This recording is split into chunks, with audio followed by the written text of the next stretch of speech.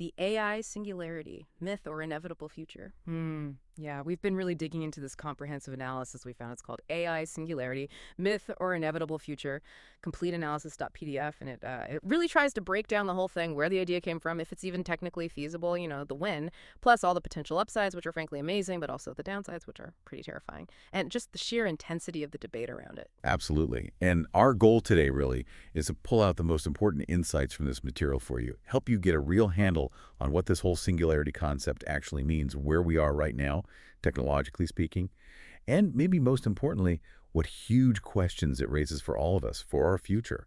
What's fascinating, I think, is how this one idea forces us to rethink, well, almost everything about progress and where humanity's headed. Right. So let's just jump in. We hear this term singularity thrown around a lot. Sometimes it sounds exciting, sometimes, frankly, apocalyptic.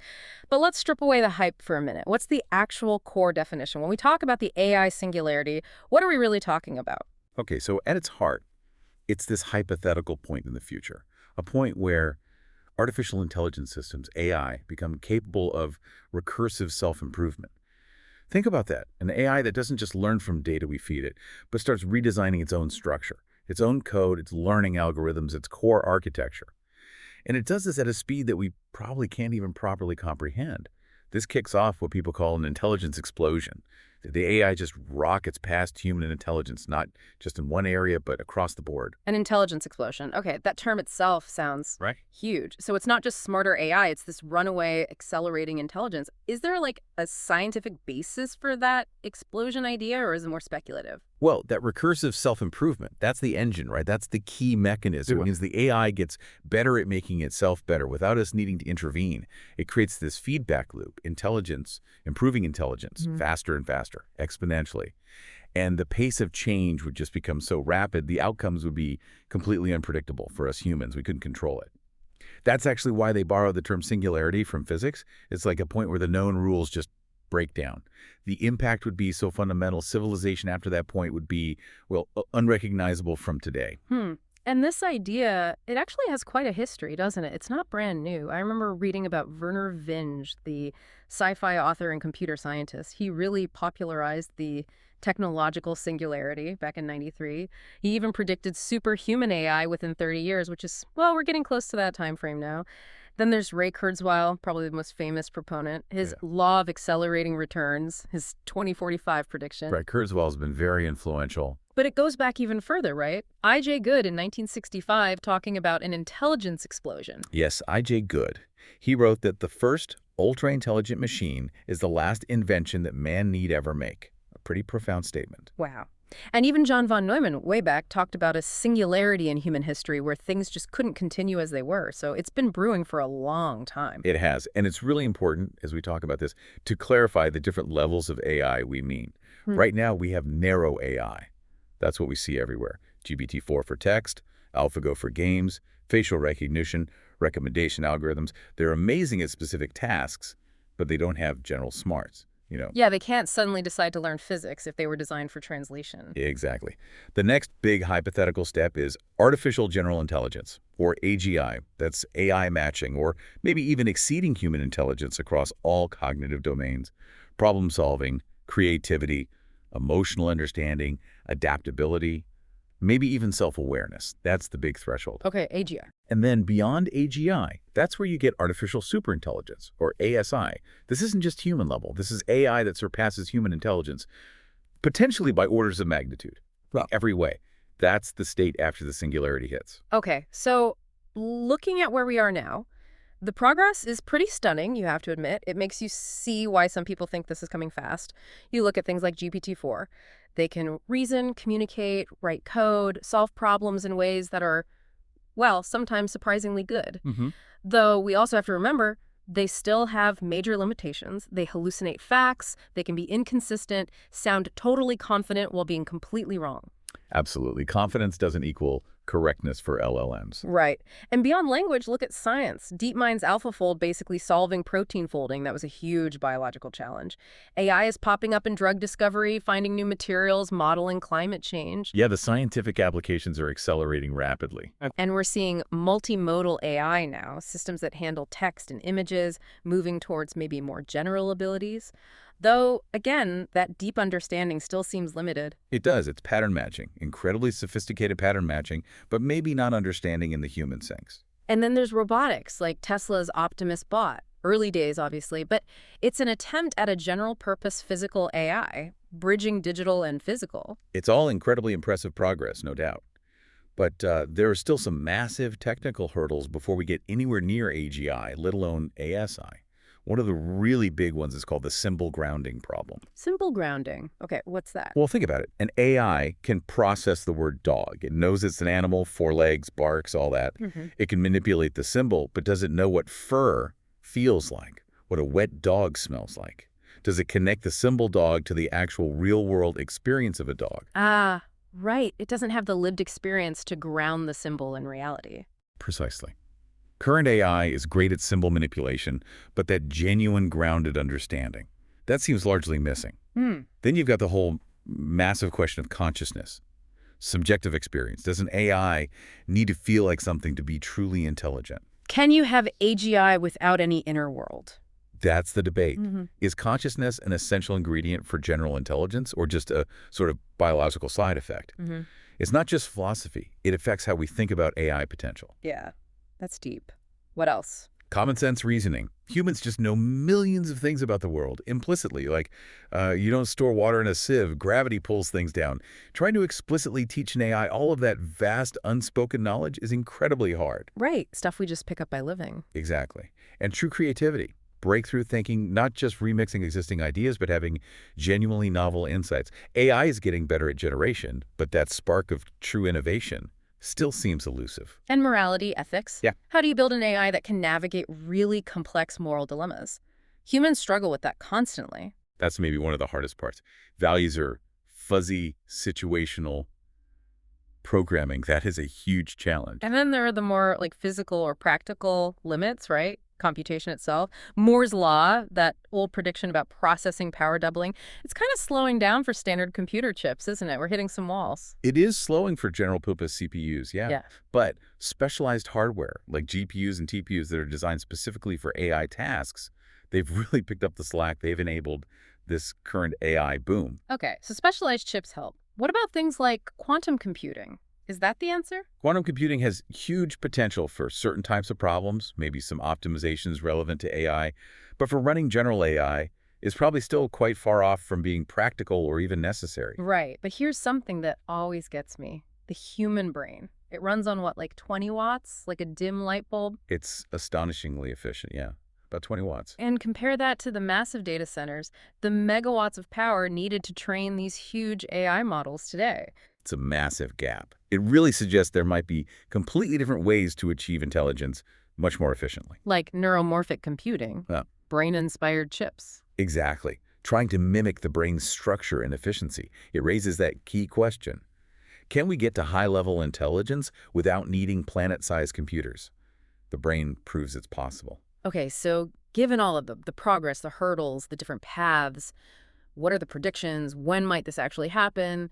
AGI, the singularity, the answers seem all over the place. They really are. You have the, let's call them optimistic or industry views.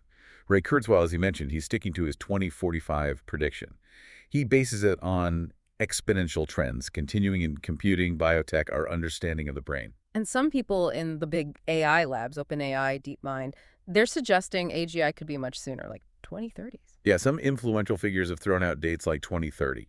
Or within the next decade, often tied to the assumption that current approaches will keep scaling up successfully. But then you talk to academics, researchers, the view seems a bit more cautious. Generally, yes.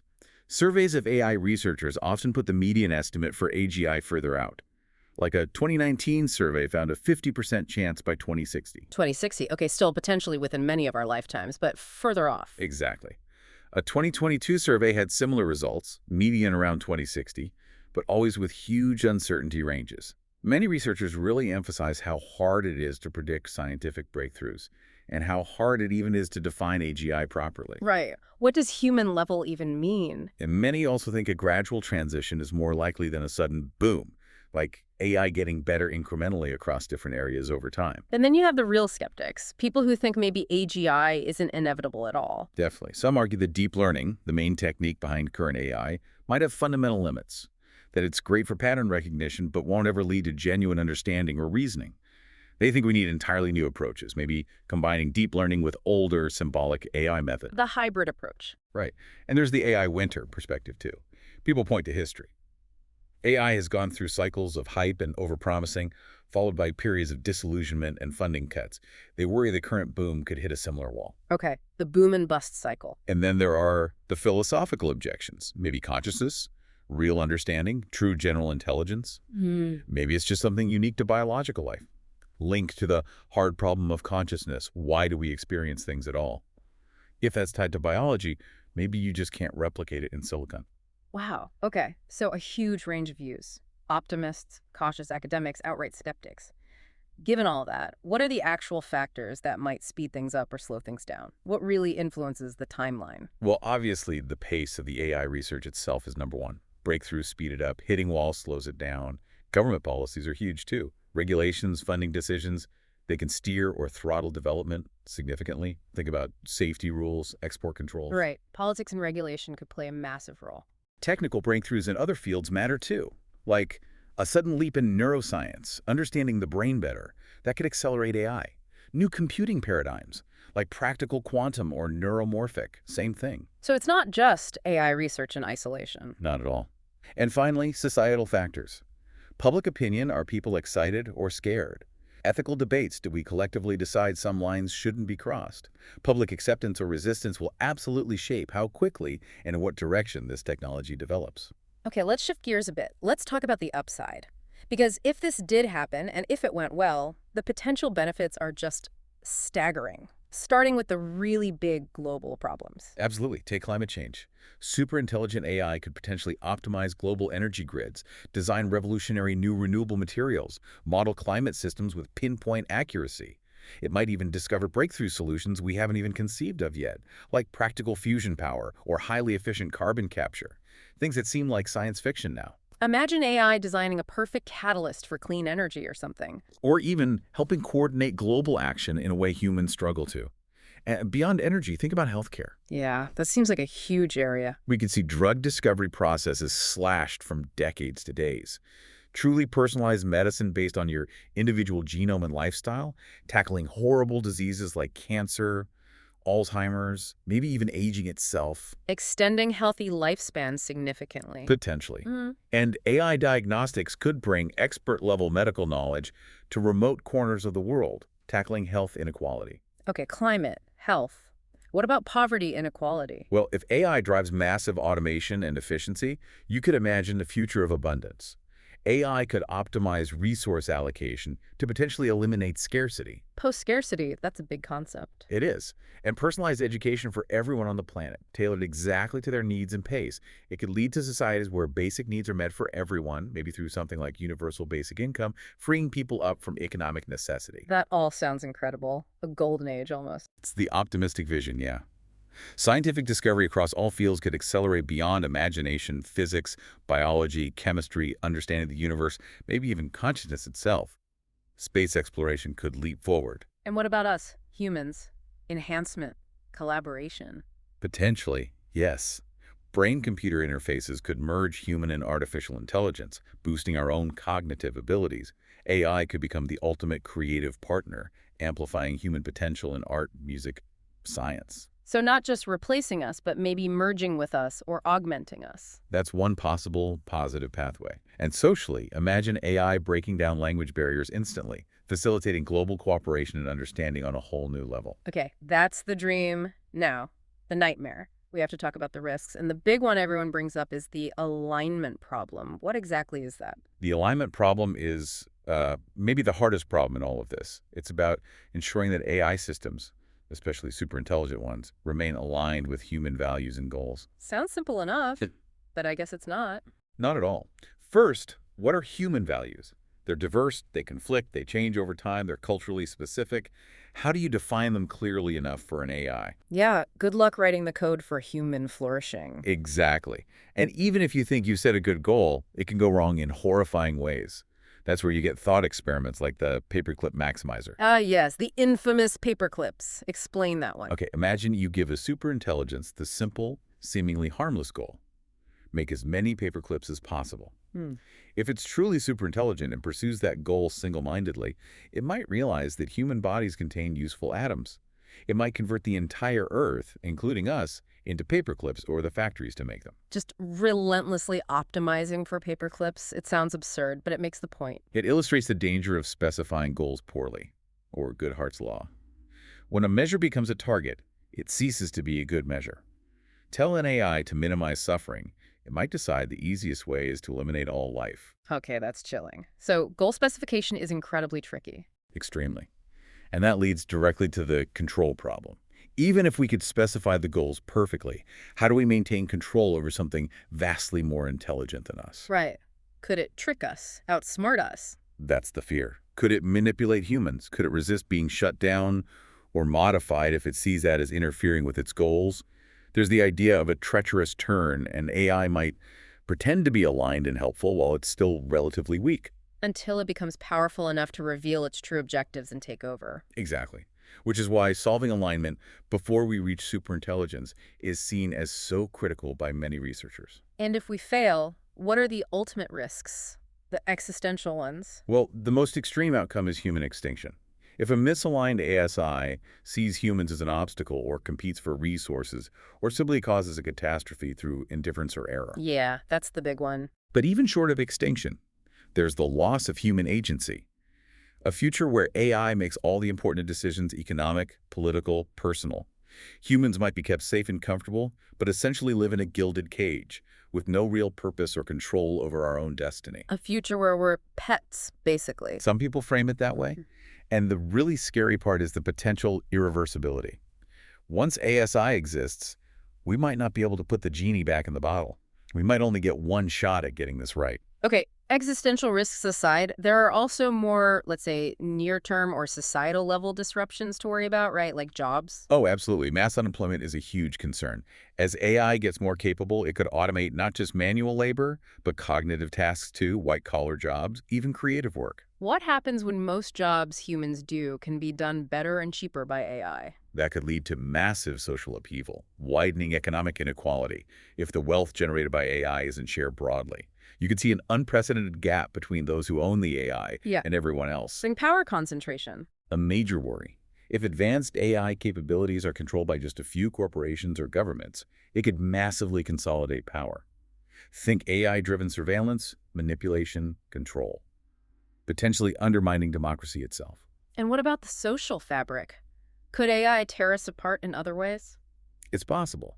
Imagine AI perfecting filter bubbles and echo chambers, feeding us only information that confirms our biases, or generating deepfakes so realistic we can't trust anything we see or hear online. Undermining trust on a massive scale. Exactly, enabling manipulation and polarization to an extent we've never seen. It could seriously threaten social cohesion. And then there are the ethical dilemmas, like if AI does become conscious. Huge questions. What rights should a conscious AI have? Is it a new form of life? How do we balance its potential interest with human interests? We have no framework for this. Not at all. And human enhancement, which we mentioned as a potential benefit. It's also a risk. Could it create a two-tiered society of the enhanced and unenhanced, challenging what human even means? And the deeper cultural, even religious impacts.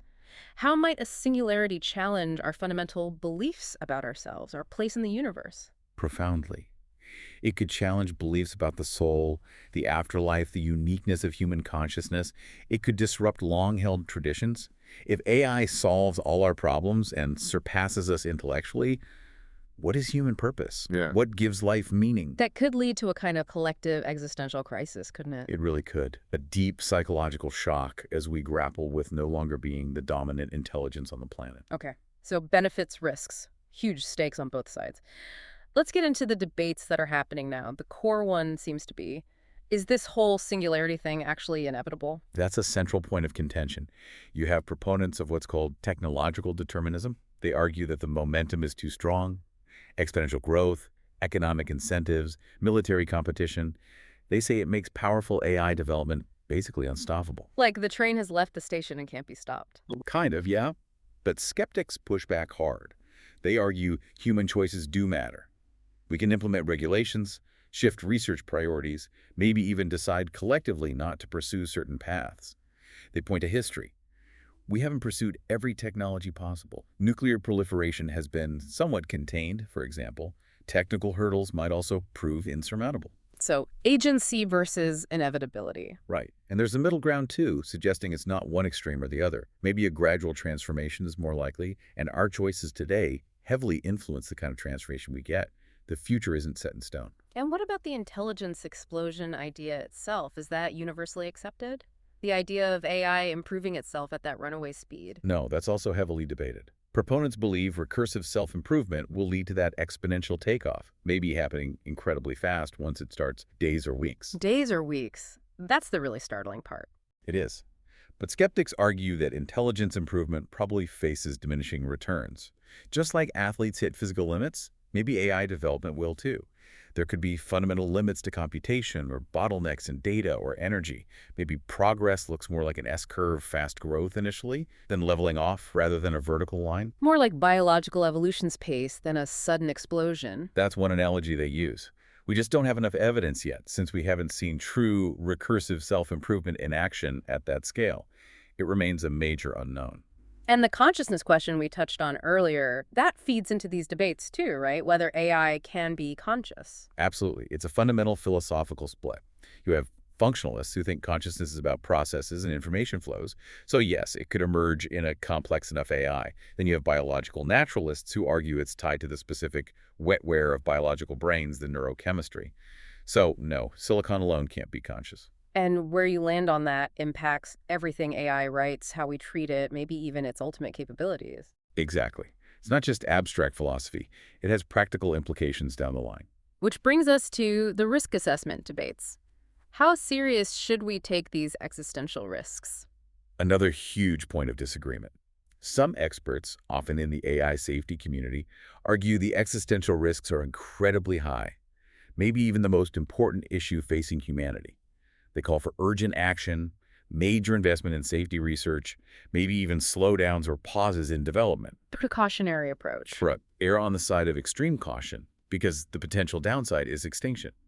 But others argue these risks are wildly overstated, maybe even science fiction. They worry that focusing too much on distant, hypothetical risk could stifle innovation and prevent AI from delivering on its immense potential benefits now, like curing diseases or fighting climate change. The move fast and build things perspective, maybe. Sometimes, yeah. Or just a different calculation of the probabilities and potential benefits versus risks. Finding that balance between caution and progress. It's incredibly difficult, and experts genuinely disagree. Okay, so given these debates and the potential risks, what are people actually doing to prepare? What are the safety measures being worked on? Let's start with the technical safety research. Yeah, thankfully, there's a growing field dedicated to AI safety. You have major labs like OpenAI, Google DeepMind, and Anthropic that have dedicated safety teams. OpenAI was explicitly founded with a mission for safe AGI. DeepMind works on things like reward modeling, teaching AI values indirectly, and interpretability, understanding why AI does what it does. And Anthropic, they talk about constitutional AI. Right. Anthropic focuses heavily on alignment, trying to build ethical principles directly into the AI's training process, making it inherently safer and more controllable. And universities are involved too. Definitely. Places like UC Berkeley's Center for AI Safety, Oxford's Future of Humanity Institute, the Machine Intelligence Research Institute, MIRI, they're doing foundational research. They work on areas like inverse reinforcement learning, figuring out human goals by observation, explainable AI, making AI decisions transparent, robustness against manipulation, adversarial training, and the theory of AI governance. So technical safety is one piece. What about governance and regulation? Because this can't just be left to the tech companies, can it? No, there's wide agreement that governance is crucial. Efforts are happening at different levels. Internationally, you see groups like the Partnership on AI bringing stakeholders together, UN discussions, OECD AI principles, and probably most significantly the EU AI Act, which is trying to create a comprehensive legal framework based on risk levels. A potential global standard. Possibly. Then individual countries have their own strategies. The U.S. has its AI initiative and the NIST risk management framework. China has very ambitious state-led plans. The U.K. hosted an AI safety summit. But the challenges must be huge, like regulating something that changes so fast and crosses borders. Immense challenges. Balancing innovation versus safety, coordinating internationally when countries compete, keeping regulations up to date with the technology, ensuring democratic oversight. It's a massive governance puzzle. And public awareness, making sure regular people understand what's at stake. Critically important. We need good science communication books, documentaries, articles that explain these complex ideas clearly, and we need more public participation. Things like citizen panels, public consultations, boosting AI literacy in schools.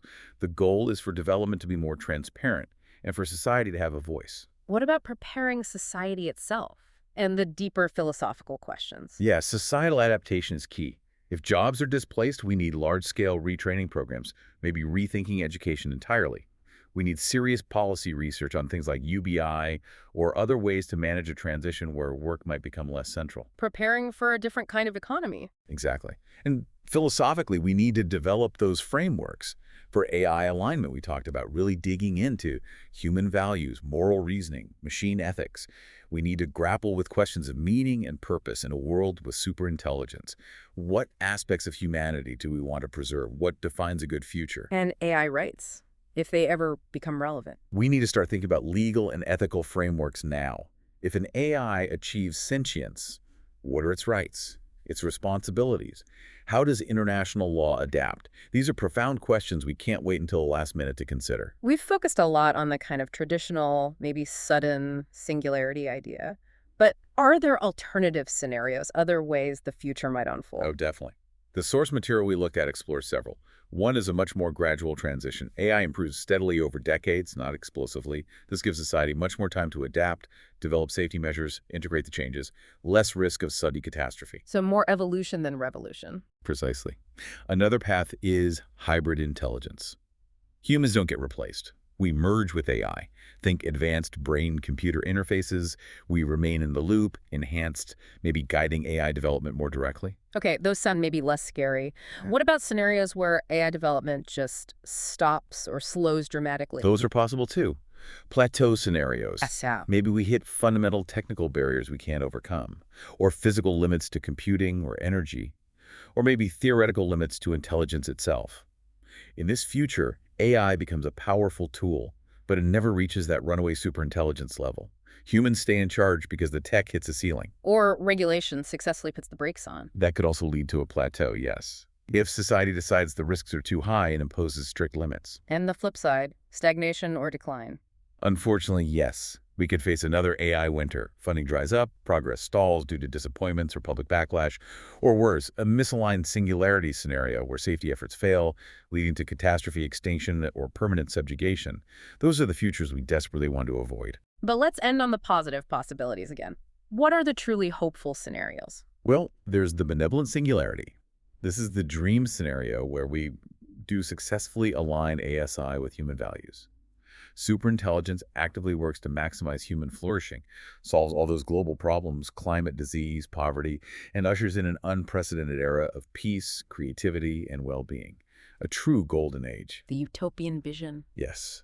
And then there are even more exotic possibilities. Transcendence scenarios. Maybe humanity merges with AI so completely that we evolve into something entirely new.